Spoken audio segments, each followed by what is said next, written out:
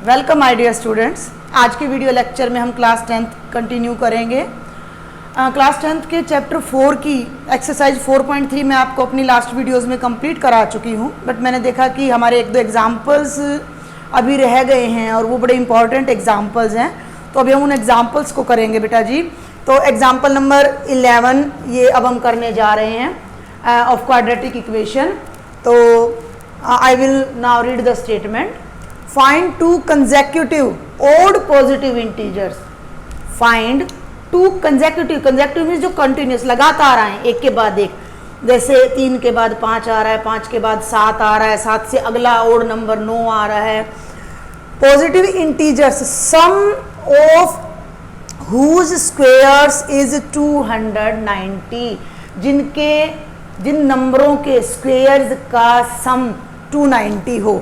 तो it's very easy बेटा जी। 3 method हम कर चुके हैं, factorisation, completing the square and quadratic formula.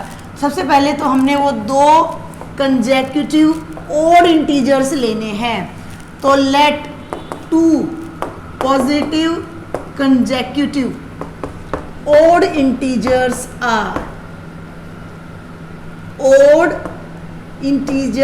Are देखिए, जब भी अगर हम डायरेक्ट कंसेक्यूटिव इंटीजर्स की बात करते हैं तो उनमें एक का डिफरेंस होता है। भाई 1 से अगला इंटीजर 2, 2 से अगला 3, 3 से अगला 4, यानी कि एक नंबर अगर x है तो उससे अगले नंबर ने क्या आना है बेटा जी, x+1। बट अब हम बात कर रहे हैं भाई ओड की। तो ओड में कितने का डिफरेंस है? 1, 3, 5, 7, 9, कितने का डिफरेंस चल रहा है? 2 का। यानी अगर मैं इस नंबर को x ले रही हूँ तो ये नंबर आपका बेटा जी उससे 2 मोर है, 2 ज़्यादा है, तो वो x+2 होगा। तो 1 नंबर हमने x ले लिया और सेकंड नंबर अपना हो गया x+2। ओके, तो अब व्हाट इज़ द कंडीशन? ये बहुत ही इजी सा एग्जाम्पल था, बट मैंने सोचा कि भाई मैं आपको करा ही देती हूँ जब सभी एग्जाम्पल्स करा रही हूँ। सम ऑफ हुज स्क्वेयर्स का सम, यानी फर्स्ट नंबर का स्क्वायर भाई x² प्लस सेकेंड नंबर का स्क्वायर भाई x+2 square is equal to what? 290। Got it? Open the bracket. भाई ये हो जाएगा अपना x² a plus b whole square खोलेंगे तो a² plus b² plus 2ab is equal to 290। x² plus x² same term 2 बार आ रही है, 2x² प्लस 4x अरेंज कर लिया हमने स्टैंडर्ड फॉर्म में, पहले x² फिर x प्लस 4, 290 को लेफ्ट में ले आइए, माइनस 290, राइट में क्या बचेगा? 0। राइट में जरूर लिखना है, अदरवाइज इक्वेशन नहीं बनेगी। ये छोटी छोटी बातें जो मैं आपको बताती हूँ ये बड़े ध्यान रखने की बातें हैं, इन्हीं पर आपके मार्क्स डिडक्ट हो जाते हैं। तो ये हो जाएगा। कई बच्चे क्या करते हैं भाई, इधर राइट का बिल्कुल गायब कर देते हैं और लास्ट में पता नहीं कहाँ से 0 आ जाता है। कई बार 0 लगाते भी नहीं हैं और उस पॉलिनोमियल को सॉल्व कराते हैं और ये समझते हैं कि हमारा क्वेश्चन सही है, बट वहाँ आपके मार्क्स कट चुके होते हैं, वो क्वेश्चन ही रॉन्ग हो जाता है। तो बेटा ये बनेगा 2x² प्लस 4x, 290 में से 4 माइनस करेंगे, 90 में से 4 गए 86, तो ये हो जाएगा 286 इज इक्वल टू 0।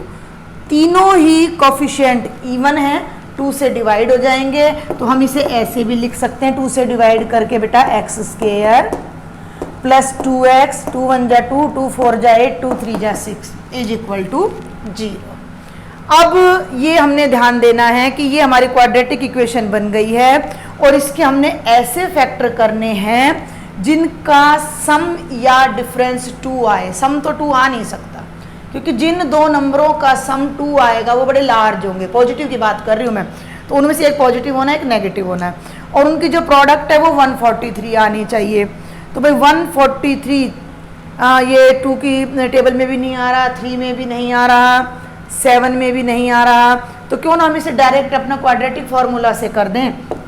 तो x is equal to minus b plus minus b² minus 4ac का under root divided by 2a। ABC में आपको बता चुकी हूँ, x² का कोफिशिएंट 1a हो जाएगा, x का कोफिशिएंट 2b हो जाएगा, कांस्टेंट टर्म c हो जाएगी। तो क्या सॉल्यूशन होगा?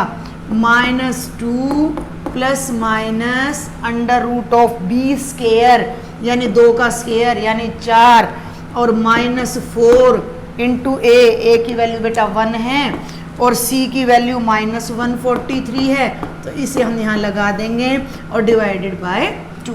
Now solve it. -2 भाई प्लस माइनस अंडर रूट में 4 माइनस माइनस प्लस और ये प्रोडक्ट 4 3 जा 12, 1 4 4 जा 16 एंड 1 17, 1 4 1 जा 4 एंड 1 5 डिवाइडेड बाय 2।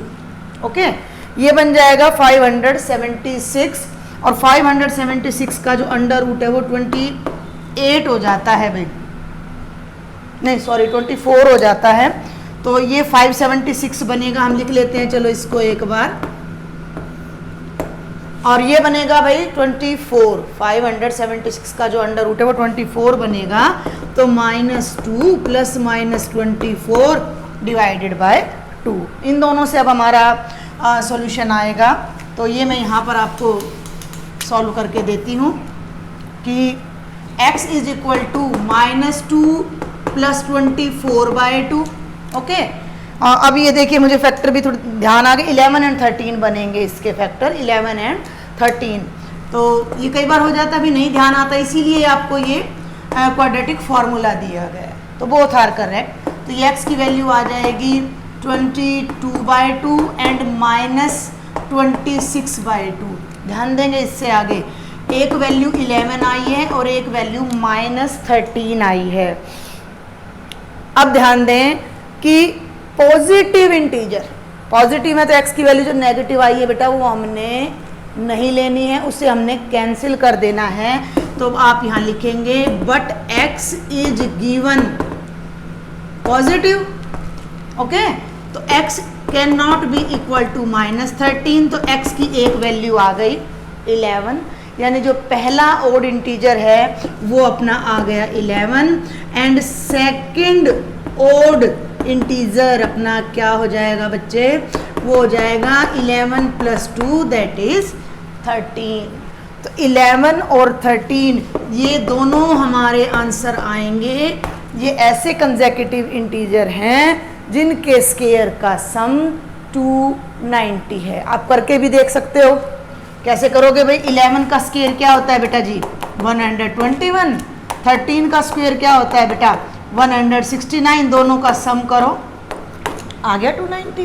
तो you can verify your answer very easily. तो this question was very easy. इसके बाद हम करेंगे एग्जाम्पल नंबर 12। देखिए बेटे एग्जाम्पल नंबर 12 की जो स्टेटमेंट है वो बहुत ही लेंथी है, तो I will not right it on the black board, I will just read and solve the question. तो इट्स बेटर कि आप अपनी बुक आगे रखें और आप अपनी बुक में से उसको रीड कर लें and then have a look at the solution. Okay बेटा, तो जरा ध्यान से समझने का है ये example number 12। A rectangular park, एक रेक्टेंगुलर पार्क है, इज टू बी डिजाइंड, ऐसा बनाया गया है, whose breadth is 3 metre less than its length. Diagram दे रखा है, अदरवाइज आप खुद भी बना सकते हैं कि एक रेक्टेंगुलर पार्क आपको दे रखा है बेटा, और जो उसकी ब्रेड्थ है यानी जो उसकी चौड़ाई है 3 सेंटीमीटर लेस है लेंथ से। अगर लेंथ 10 है तो ब्रेड्थ कितनी है आपकी भाई 3 कितनी 3 लेस है तो 7 है, ये 10 है तो इसने 7 होना है, 3 कम। Okay, this is the first condition. कहने का मतलब क्या है कि अगर ये x है तो ये x माइनस 3 है, या इस ब्रेड्थ को अगर हम x ले लेते हैं तो जो ये लेंथ है अपनी ये x प्लस 3 है। क्लियर, पहली लाइन से हमें क्लियर हो जाता है। तो हम यहाँ डायरेक्ट लिख देते हैं कि let breadth, let BREADTH, let breadth of rectangular park, माना आयताकार पार्क की जो चौड़ाई है वो कितनी है भाई x मीटर है, एंड यहाँ अब हम लिखेंगे लेंथ ऑफ रेक्टेंगुलर पार्क उससे 3 मीटर्स ज़्यादा है तो x plus 3 metre. First line हमने क्या पढ़ा कि एक रेक्टेंगुलर पार्क ऐसा बनाया गया है जिसकी लेंथ उसकी ब्रेड्थ से 3 मीटर ज़्यादा है, या उल्टा बोलूँ तो ब्रेड्थ लेंथ से 3 मीटर कम है। इट्स एरिया, ध्यान देंगे, its area is to be 4 square metres, ये बड़ी इंपॉर्टेंट लाइन है।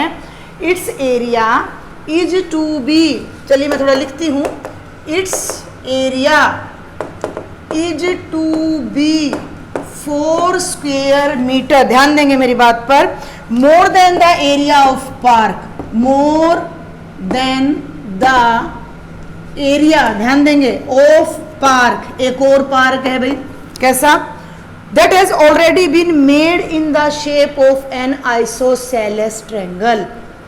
I once again repeat the statement, a rectangular park इस तरह बनाया गया है that its breadth is 3 metre less than its length, या उल्टा कहें तो लेंथ 3 मीटर ज़्यादा है ब्रेड्थ से, एंड इट्स एरिया, और किसका एरिया भाई, इसी पार्क का एरिया, इसी पार्क का area is to be 4 metre square more, 4 square metre ज़्यादा है, किससे ज़्यादा है ये समझना है, than the area of park, एक और पार्क है which is constructed in the shape of an isosceles triangle. Isosceles कौन सा होता है, समद्विबाहु, जिसकी 2 साइड्स इक्वल होती हैं, वो पार्क कहाँ बना हुआ है ये देखना है अब हमने। With its base as the breadth of rectangular park, एक और पार्क है जो कि इस आयताकार, इस रेक्टेंगुलर पार्क की ब्रेड्थ के ऊपर ही बनाया गया है और आइसोसेलेस है, यानी कि यहाँ पर भाई एक और पार्क निकाल दिया इन्होंने। मान लो इस रेक्टेंगल का नाम हम ले लें ABCD और इस पॉइंट को E ले लें, तो ये DEC जो एरिया है, वो DEC जो पार्क है वो इसके ऊपर बन रहा है, and its altitude is 12 metre, and its altitude is, altitude means length, height of the triangle, तो इस कंप्लीट ट्राइंगल की जो हाइट है वो कितनी है भाई, 12 मीटर है। अंडरस्टैंड माय पॉइंट, मैं यहाँ अच्छे से इसको लिख देती हूँ कि इस ट्राइंगल की जो हाइट है वो कितनी है, 12 मीटर, इस ट्राइंगल का जो बेस है वो कितना है, x मीटर, और इस रेक्टेंगुलर पार्क का एरिया इस ट्राइंगुलर पार्क के एरिया से 4 ज़्यादा है। देखिए बेटा, मैं अपने स्टूडेंट्स को बार बार एक ही बात कहती हूँ कि read the statement, read the statement, read the statement. अगर आपको स्टेटमेंट समझ आ गई है, यू आर 80 to 90% डन। कई बच्चों को स्टेटमेंट ही समझ नहीं आती है, वहीं पर आप रुक जाते हो, टीचर की हेल्प आपको चाहिए, टीचर एक बार हेल्प कर देगा, अगली बार कौन करेगा, एग्ज़ाम में कौन करेगा। तो इट्स बेटर कि जितना ज़्यादा प्रैक्टिस करें, जितना ज़्यादा आप खुद सॉल्व करने की कोशिश करेंगे, उतना ही आपके लिए बेटर रहेगा। तो इस क्वेश्चन का सारा जो निचोड़ है भाई वो स्टेटमेंट में ही आ गया है। अब मैं आपको वर्बली भी वो स्टेटमेंट पढ़ के सुना सकती हूँ कि rectangular park is to be constructed in such a way that its breadth is 3 meter less than its length and its area is to be 4 meter square less than the park which is to be constituted in the shape of an isosceles triangle whose base is the breadth of rectangle and altitude is 12 metre, find length and breadth। और मैंने कोई cramming नहीं की है, मैं जब भी class में टीच करती हूँ मैं स्टेटमेंट इसी तरह से एक बार में पढ़ के मैं बता देती हूँ बच्चों को। सिर्फ ये नहीं है कि मेरे पास कोई जादू है, मैंने ध्यान दिया, मैंने उसे एक ही बार में समझा कि क्या कहा गया है और मुझे तुरंत लैंग्वेज मैंने उसको अपनी दी और वो स्टेटमेंट मेरे सामने। और आप भी ऐसा कर सकते हो कि एक आयताकार पार्क है और लंबाई चौड़ाई में 3 का डिफरेंस है और उसी के चौड़ाई पर एक आइसोसेलेस यानी समद्विबाहु त्रिभुज की शेप में एक और ट्रायंगुलर पार्क बनाया है और इस ट्रायंगुलर पार्क के एरिया से इसका एरिया 4 मीटर ज़्यादा है। तो ये सारी स्टेटमेंट मैंने कोशिश की है आपको समझाने की और आई होप आपको समझ भी आया होगा। तो पहले तो हम एरिया ऑफ रेक्टेंगुलर पार्क निकाल लेते हैं भाई। तो एरिया ऑफ रेक्टेंगुलर आयताकार park, rectangular park, area of rectangle क्या होता है भाई, लेंथ इंटू ब्रेड्थ, तो x इंटू एक्स प्लस 3, यानी ये क्या बन गया भाई, x square plus 3x metre square. Name it as equation number 1। Okay, now come to the triangular park. Also base of isosceles triangular park का जो base है वो DC हमने लिया है, कितना है, x मीटर है। एल्टीट्यूड, एल्टीट्यूड माने height of the triangle, h कितनी है भाई, 12 मीटर। और ट्रायंगल का एरिया अगर आपको एल्टीट्यूड और बेस पता है तो वेरी वेरी इजी, क्या होता है भाई formula, area of triangular park, area of triangular park DCE क्या हो जाएगा, 1/2 into base into height, h कर दीजिए इसको। ओके, तो ये हो जाएगा 1/2, बेस कितना है भाई x और हाइट कितनी है 12, तो ये कितना हो जाएगा भाई, 2 6 जा 12, that is 6x। Name it as equation number 2। आप इसे एरिया ऑफ रेक्टेंगल लिख लीजिए और भाई आप इसे एरिया ऑफ ट्रायंगल लिख लीजिए 6x, थोड़ा सा हमें इजी हो जाएगा। रेक्टेंगल का एरिया ट्रायंगल के एरिया से 4 ज़्यादा है, तो अकॉर्डिंग टू क्वेश्चन देखिए क्या कहता है कि rectangle area is equal to triangle area plus 4, ये क्या है भाई, एक्स स्क्वेयर प्लस 3x, और ये अपना कितना आया है भाई 6x से 4 ज़्यादा है, तो प्लस में 4 आ गया। लेफ्ट में ले आए सारे स्टेटमेंट को, x square minus 3x minus 4 is equal to 0। And now it's very easy बेटा, इसके जो फैक्टर बनेंगे मैं डायरेक्ट बना रही हूँ अब, x माइनस 4, और ये अब आपका काम है भाई, काफ़ी सारे क्वेश्चंस मैं आपको करा चुकी हूँ, तो you should try about factors और कंप्लीटिंग द स्क्वायर और quadratic formula, you have 3 methods with you. तो ये x minus 4 into x plus 1, तो यहाँ से x की वैल्यू या तो 4 आएगी या -1 आएगी, which is not possible. Why not possible, x क्या है, ब्रेड्थ ऑफ द रेक्टेंगल और breadth can not be negative, तो x की वैल्यू 4 आ गई, यानी ब्रेड्थ तो अपनी कितनी आ गई भाई 4 आ गई, और जो लेंथ है वो उससे 3 ज़्यादा है, तो वो कितनी आ जाएगी 7 मीटर आ जाएगी। तो थोड़ा क्विकली बताया है मैंने आपको ये क्वेश्चन, मेन इसका जो था वो स्टेटमेंट में ही सारा सोल्यूशन छुपा हुआ था। तो now come to the next example बेटा, और एक्सरसाइज के क्वेश्चन मैंने सारे अपने लास्ट वीडियोज़ में सॉल्व करा दिए हैं। ये एग्जाम्पल्स मैंने बाद में नोटिस किया कि हमने 2-3 एग्जाम्पल छोड़ दिए हैं, तो इसलिए मैंने अब आपको बता दिया है।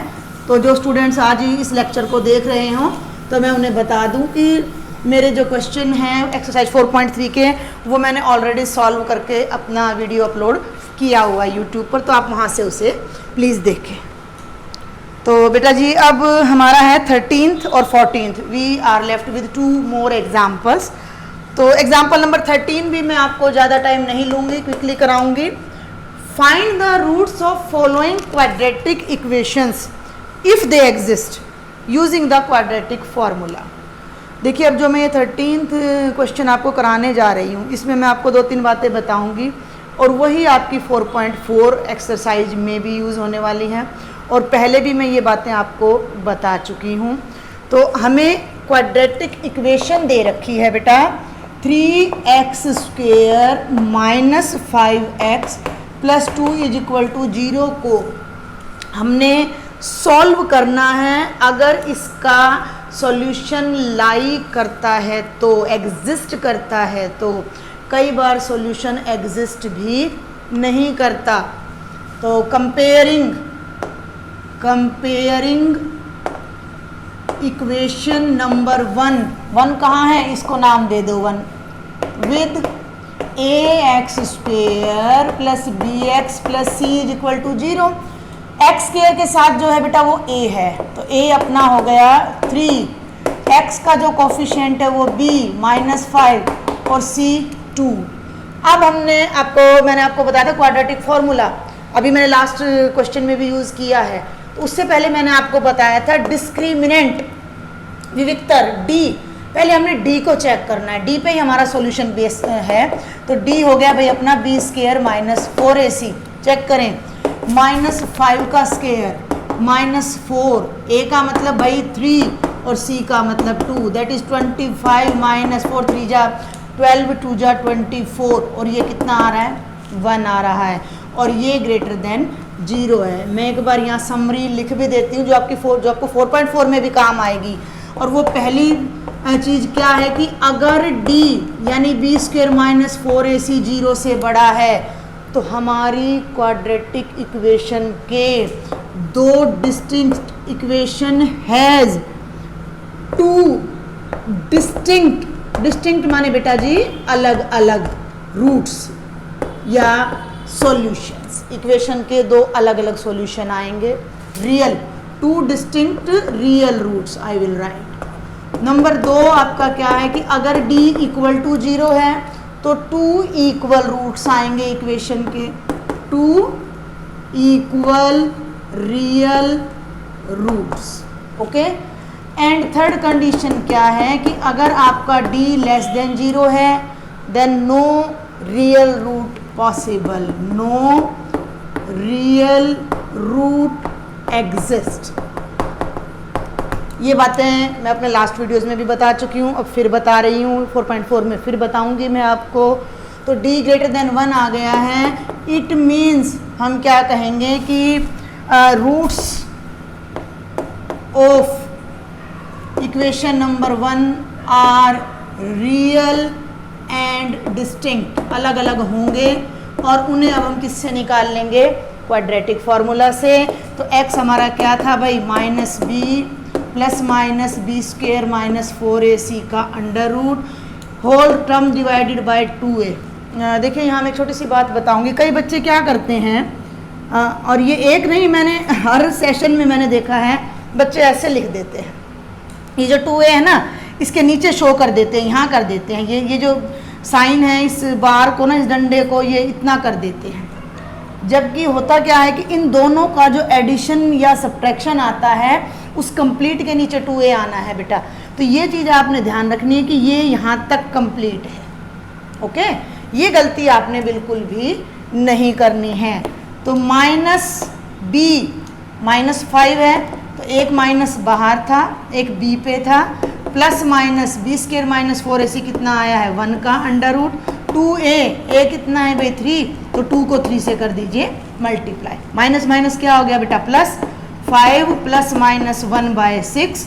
तो x की जो दो वैल्यूज़ आएंगी, एक बार आप 5 में 1 ऐड करेंगे, एक बार 5 में से 1 माइनस करेंगे, तो 5 प्लस 1/6 एंड 5 माइनस 1/6, और बेटा ये हो जाएगा 6/6 एंड 4/6, ओके। तो ये हो जाएगा 1,2/3।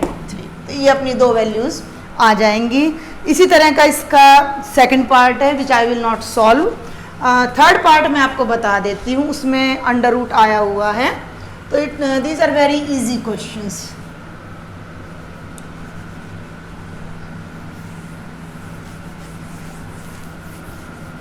देखिए अब आप कहेंगे कि यहीं पर मैं थोड़ा सा शॉर्ट में करा देती हूँ आपको। पार्ट नंबर 3 बेटा क्या है स्टेटमेंट, 2x स्क्वेयर -2√2x और +1 इज इक्वल टू 0। ये अंडर रूट कई बार तंग करता है बच्चों को। तो a की वैल्यू हो गई बेटा 2, b की वैल्यू हो गई -2√2 कोमा c की वैल्यू हो गई 1। b स्क्वेयर का मतलब -2√2 का होल स्क्वेयर -4, a का मतलब 2 भाई c का मतलब 1। यहाँ ध्यान देंगे तो माइनस का जो स्क्वेयर आएगा वो प्लस आ जाएगा 2 का स्क्वायर आएगा वो 4 आएगा, मल्टीप्लाई में √2 का जो स्क्वायर है वो 2 आएगा, तो ये कंप्लीट स्क्वायर क्या बन जाएगा 8 माइनस 8, और ये क्या आ गया भाई 0, सेकंड केस अपना 0 आ गया, यानी दोनों वैल्यू सेम आएंगी हमारी। तो क्योंकि जब हम यहाँ 0 रखेंगे तो इसमें 0 ही तो ऐड होएगा, 0 ही सब्ट्रैक्ट होएगा, तो 5 में 0 ऐड करो तो भी 5 रहना है, 5 में से 0 माइनस करो तो भी 5 ही रहना है, तो हमारे टोटल रिजल्ट पर कोई असर नहीं पड़ता, इसलिए बोथ रूट्स सेम आ जाते हैं।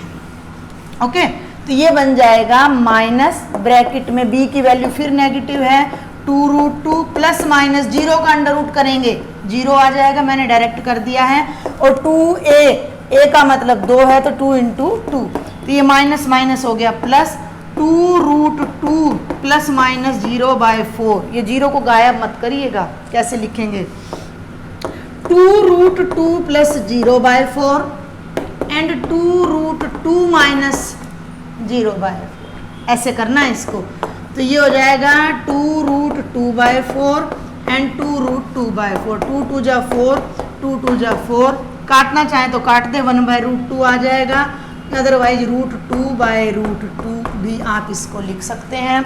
ये हमने इसको रैशनलाइज करके लिख दिया है। अगर आप डिवाइड करेंगे तो बेटा डिनोमिनेटर में √2 आएगा, तो वो आप चाहें तो आप इसको ऐसे भी लिख सकते हैं भाई 1/√2 इंटू में 1/√2। तो ये था भाई अपना example number 13, and one more example is here, example number 14। तो आई होप 14 आप कर सकते हैं, क्योंकि इस तरह का मैं एक्सरसाइज में क्वेश्चन आपको करा चुकी हूँ, question number 3। So come to the last example of exercise 4.3, that is example number 15 बेटा। ये है मोटर बोट का। इसमें ना कई बच्चों को बड़ी दिक्कत होती है कि समझ नहीं आता कि क्या करना है, कैसे करना है। कुछ बच्चों को, भाई सब बच्चे तो देखिए एक जैसे नहीं होते हैं ना, तो हर एक को हम ध्यान में रख के ही चलते हैं। तो example number 15, a motor boat, एक मोटर बोट है हुज स्पीड, एक मोटर बोट है whose speed is 18 kilometre per hour. I put the chalk in my holder, I write the statement here, a motor boat whose speed, जिसकी खुद की speed is 18 kilometre per hour, जिसकी खुद की speed 18 kilometre per our है, in still water. देखिए जब भी किसी बोट की, किसी तैराक की हम स्पीड मेज़र करते हैं तो वो स्टिल वाटर में करते हैं। स्टिल वाटर का मतलब ठहरा हुआ पानी, क्योंकि अगर पानी चल रहा है तो वो अपनी स्पीड के साथ चीज़ को बहा के ले जाता है। अब आप खुद 5 किलोमीटर की स्पीड से तैर रहे हो, 3 की स्पीड पानी की है, तो आपकी खुद की स्पीड 5 नहीं रह जाएगी, पानी भी आपको ऐसे पुश करेगा आगे, तो आपकी स्पीड 8 हो जाएगी। अगर आपकी स्पीड 5 और आप पानी से उल्टा चल रहे हो और पानी की स्पीड 10 है, तो पानी आपको उल्टा खींचेगा, आपकी स्पीड बिल्कुल ही नहीं हो पाएगी। समझ रहे हो, या आपकी 15 है, पानी की 10 है, क्योंकि आपको देखो जिस दिशा में पानी जा रहा है आप उसके उल्टे जा रहे हो तो उससे तेज़ चलना पड़ेगा आपको। पानी की स्पीड 10 है, आपकी 15 है, तो आपकी जो एवरेज स्पीड निकलेगी ना वो 5 ही निकलनी है। तो इस चीज़ को भी मैं समझाती हूँ आपको फिर से अच्छे से एक बार। इन स्टिल वाटर टेक्स, बस इक्वेशन बन जाती है, उसके बाद कोई दिक्कत नहीं होती है। 1 hour more to go 24 kilometre upstream than to return downstream to the same spot, downstream to the same spot, उसी जगह पर वापस आए। Okay, find the speed of stream, find the speed of stream. अगर आपको स्टेटमेंट समझ आ जाती है, कैसे हमने क्वेश्चन करना है वो समझ आ जाता है, तो आगे कोई भी दिक्कत हमें नहीं होगी। ये पानी है भाई, ठीक है, इस तरफ बह रहा है पानी, और यहाँ हम एक अपनी मोटर बोट बना लेते हैं भाई। यहाँ हम एक अपनी मोटर बोट बना लेते हैं। देखिए ऐसी बोट आती है वेव, ये अपनी कोई बोट बन गई सपोज कर लीजिए, और ये इस पर चल रही है। अब ये भी इधर ही जा रही है। अब बात को समझेंगे। पानी, अब पहले तो स्टेटमेंट पढ़ते हैं, चलिए सबसे पहले। A motor boat whose speed is 18 kilometre per hour. इस मोटर बोट की स्पीड है 18 किलोमीटर पर आवर, समझे। इन स्टिल वाटर, ठहरे हुए पानी में, मैंने आपको बताया कि हमेशा स्टिल वाटर में मेजर करते हैं। टेक्स, ये मोटर बोट लेती है क्या, 1 आवर मोर, 1 घंटा ज़्यादा लेती है। टू गो, जाने में कितना, 24 किलोमीटर, यानी डिस्टेंस कितनी है, 24। अपस्ट्रीम, अपस्ट्रीम होता है पानी के अगेंस्ट, जिस डायरेक्शन में पानी जा रहा है आप उसके अगेंस्ट जा रहे हो, तो उसको 1 घंटा ज़्यादा लग रहा है। किससे, to return downstream, downstream वो वापस आ रहा है, टू द सेम स्पॉट। भाई ये बोट ने यहाँ से चलना शुरू किया ए से, और ये बोट यहाँ तक आई बी तक, ये पूरी डिस्टेंस है 24 किलोमीटर। बात को समझें, तो इसको जितना टाइम पानी के अगेंस्ट जाने में लग रहा है वो 1 घंटा ज़्यादा है जब हम पानी के साथ आ रहे हैं उससे। एक नॉर्मल सी बात है, आप कागज़ की नाव बना के इस पानी पर रख दीजिए तो जिधर पानी बहेगा उधर ही नाव बहेगी, क्योंकि नाव की, कागज़ की नाव की अपनी कोई चाल नहीं होती। दूसरी बात, आप स्विमिंग कर रहे हैं, पानी इधर चल रहा है 10 की स्पीड से, आप भी इधर चल रहे हैं 15 की स्पीड से, आप और तेज चलेंगे, आपकी स्पीड 25 तक चली जाएगी। लेकिन आप इधर चल रहे हैं 15 की स्पीड से, पानी इधर चल रहा है, तो पानी आपको पुश नहीं कर पाएगा आगे, बल्कि अपने अगेंस्ट, अपने साथ ले जाने की कोशिश करेगा। उस टाइम जो आप 15 का फोर्स लगा रहे हो ना, वो घटकर 5 रह जाएगा। क्यों रह जाएगा, क्योंकि 10 की फोर्स तो ये पानी भी लगा रहा है। तो बस यही चीज़ इन क्वेश्चन में समझने की है कि जब भी कोई मोटर बोट या कोई तैराक का क्वेश्चन आता है और वो अप स्ट्रीम जा रहा है तो उसकी स्पीड कम हो जाएगी, उसकी अपनी स्पीड में से पानी की स्पीड घट जाएगी। x किलोमीटर पर आवर है, और अब ये बोट भाई इधर जा रही है 18 की स्पीड से, ये 18 से यहाँ जा रही है, ये x से यहाँ जा रही है, तो जो बोट की स्पीड है बेटा जी वो 18 माइनस x रह जानी है। दोनों एक ही डायरेक्शन में जा रहे हैं, तो इन दैट केस बोट की स्ट्रीम 18 प्लस x हो जानी है, और भाई ये अपने डिस्टेंस है 24, और दोनों कंडीशन में जो टाइम लिया है बोट ने वो 1 घंटे का फर्क है। तो ये अपना क्वेश्चन है। आई होप आपको थोड़ा समझ बैठा होगा। तो अब क्वेश्चन क्या है कि find the speed of stream. तो सबसे पहले तो आप स्ट्रीम की स्पीड मान लीजिए, let the speed of stream, stream की स्पीड ले रहे हैं हमने, मान ली बेटा कितनी है, x kilometre per our, and the speed of boat, motor boat कितनी है भाई, 18 kilometre per our in still water. Distance, जो टोटल डिस्टेंस बोट ने 24 किलोमीटर गई है, 24 किलोमीटर आई है बोट, तो ये हो गया 24 किलोमीटर।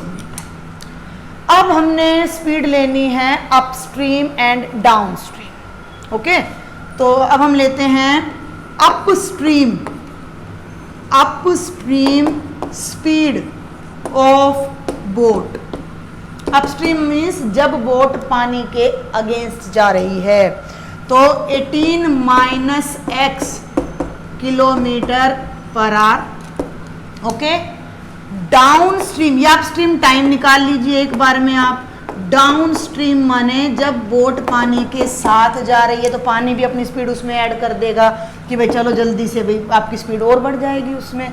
तो 18, भाई पतंग उड़ाते हो आप, हवा के साथ उड़ाओगे तो आपकी पतंग जल्दी से आसमान में जाएगी, हवा के अगेंस्ट उड़ाओगे तो वो ऊपर जाएगी नहीं, सिंपल सा लॉजिक है। तो 18 plus x kilometre per our, ये अपस्ट्रीम स्पीड है, ये डाउनस्ट्रीम स्पीड है, ये डिस्टेंस है।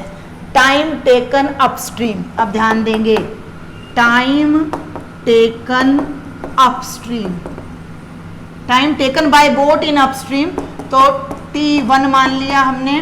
टाइम क्या होता है भाई, डिस्टेंस बाय स्पीड, तो भाई 24/18 minus x, and time taken down stream तो T2, वो फिर से D/S, वो हो जाएगा 24/18 प्लस एक्स। अब इसमें ज़्यादा कौन सा और कम कौन सा है? ये टाइम ज़्यादा है 1 घंटा, ये टाइम 1 घंटा कम है। तो अब आप यहाँ अपनी इक्वेशन बना दीजिए, T1 minus T2 is equal to 1, तो 24/18 minus x minus 24/18 plus x is equal to 1। यहाँ अब मैं आपको सॉल्व करके देती हूँ इसको। तो इन क्वेश्चंस में जब तक लॉजिक समझ नहीं आएगा ना, क्रैमिंग से तो देखो मैथ्स में तो काम चलता नहीं है, क्रैमिंग तो कुछ होता ही नहीं है मैथ्स में। मैथ्स में परफेक्शन के लिए बस टू डू मैथ है। तो ये बेटा जी यहाँ पर मैं एलसीएम ले रही हूँ डायरेक्ट इधर से, 18 माइनस एक्स और 18 प्लस एक्स, 18 माइनस एक्स और 18 प्लस एक्स मैंने एलसीएम लिया। 24 मैंने सारे में से कॉमन ले लिया है, पूरी ब्रैकेट में से 24। ओके, तो यहाँ केवल 24 मैंने पहले ही बाहर ले लिया, तो यहाँ 18 माइनस एक्स कैंसिल हो जाएगा, तो यहाँ अपना बचता है 18 प्लस एक्स, और माइनस का साइन लगाएंगे तो अंदर आएगा 18 minus x and close the bracket is equal to 1। चलें आगे। तो ये देखिए 24 इंटू ब्रैकेट खोल दीजिए 18 plus x minus 18 minus minus भाई प्लस का एक्स, और divided by a square minus b square, a minus b a plus b, तो ये बन जाएगा बेटा 18 square minus x square is equal to 1। यहाँ 18 से 18 कैंसिल हो गया, एक्स एक्स 2x, 2x को 24 से मल्टीप्लाई करेंगे तो ये आएगा भाई 48x, इसका 324 स्क्वेयर होता है, minus x square is equal to 1। Now cross multiply and solve it. 48x is equal to 324 minus x square, और लेफ्ट में ले आए x square minus 48x and minus नहीं प्लस 48x, ये इधर आया है ना, माइनस 324 इज इक्वल टू 0। तो ये अपनी स्टेटमेंट बन गई है, और इसका जो मैं डायरेक्ट आपको सॉल्यूशन बता रही हूँ, इसके फैक्टर आप इसको क्वाड्रेटिक से कर लीजिएगा। तो हमारा x minus 6 and x plus 54 ये हमारे फैक्टर आएंगे। तो x की दो वैल्यूज आएंगी, one is 6 and other is minus 54, which is again not possible because x denote the speed of stream which can not be negative. तो जो speed of stream है वो क्या आ जाएगी, 6 किलोमीटर पर आवर। तो बेटा जी ये थे एक्सरसाइज 4.3 के ऑल एग्जाम्पल्स। कुछ छूट गया हो तो आप मुझे बताइएगा। मेरा लेक्चर आपको कैसा लगता है, समझ आता है नहीं आता है, आप अपने कमेंट्स ज़रूर दें बेटा, क्योंकि स्टूडेंट्स की कमेंट्स से ही टीचर को प्रोत्साहन मिलता है आगे काम करने के लिए। अगर आपको समझ आ रहा है तभी मैं आगे हार्ड वर्क करूं, अदरवाइज़ देखिए मेरी सारी मेहनत बेकार है। अगर आपको ये बातें समझ नहीं आ रही हैं, मेरा वे ऑफ टीचिंग समझ नहीं आ रहा है, या कॉन्सेप्ट समझ नहीं आ रहा है, जो भी आपको इसमें लगता है कि आपको मुझे सजेस्ट करना चाहिए, तो all of you are welcome बेटा। And if you like then please subscribe my channel and share my videos. Thank you बेटा।